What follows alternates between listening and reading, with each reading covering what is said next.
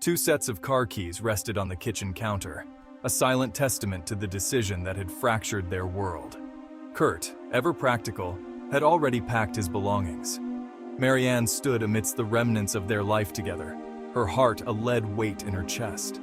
The air hung thick with unspoken words, the silence punctuated only by the stifled sobs that escaped Maryann's lips. S1. Empty. That's how the apartment felt now. They had tried, hadn't they?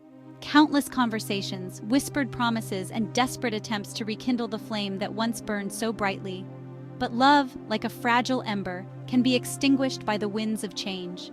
Somewhere along the way, their paths had diverged, their dreams no longer aligning. "I'll always care about you," Kurt had said, his voice raspy with unshed tears. His hand reached out, hovering just inches from her cheek before falling back to his side. He couldn't bear to touch her. Not now. Not when the act of saying goodbye felt like tearing his own heart from his chest. "I know," Maryann whispered, the words catching in her throat.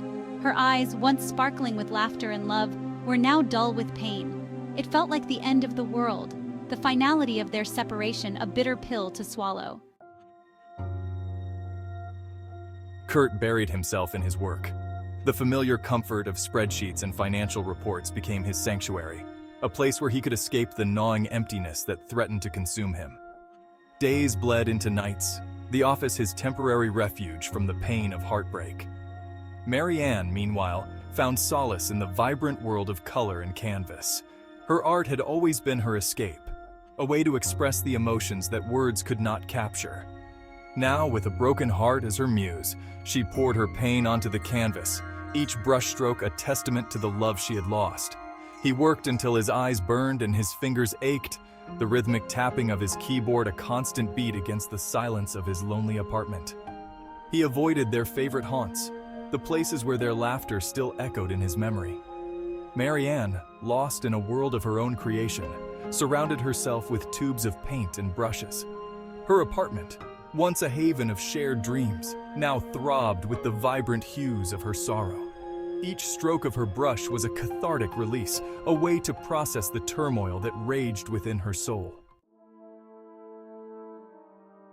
They were but shadows of their former selves, haunted by the ghost of their shared past.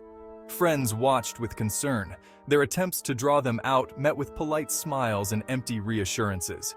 Kurt, once the life of the party, now wore a permanent mask of stoicism, his eyes betraying the pain he tried so hard to conceal. Maryann, once a beacon of warmth and laughter, now moved through the world with a quiet grace, her smiles tinged with sadness. Their mutual friends, caught in the crossfire of their heartbreak, felt the weight of their separation like a physical burden. They exchanged worried glances across crowded rooms, their attempts to bridge the chasm between Kurt and Maryann proving futile. "He's not doing well, Sarah?" Maryann's closest confidant whispered, her voice heavy with concern.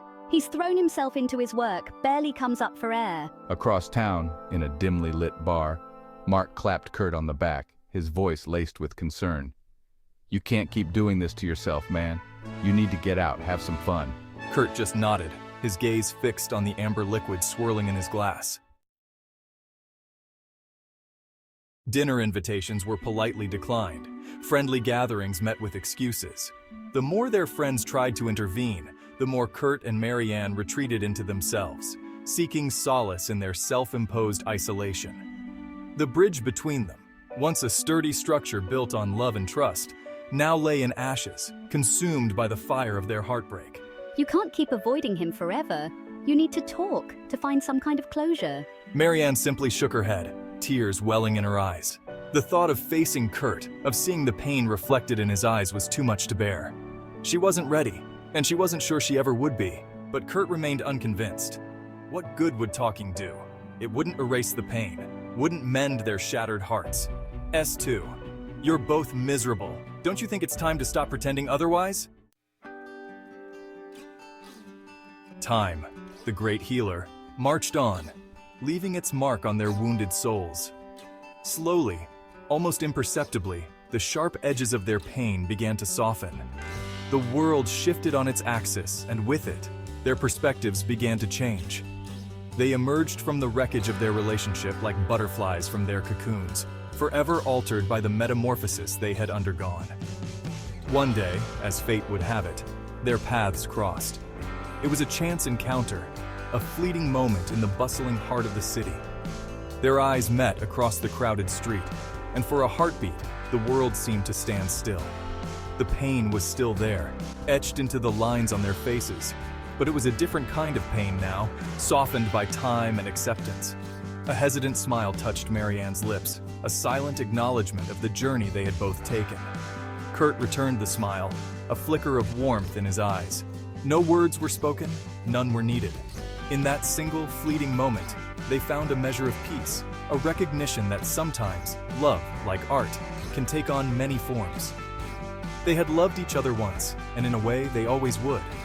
But now, their journey led them down separate paths towards a new dawn, a future where their hearts, though forever marked by their shared past, were finally open to the possibility of new beginnings.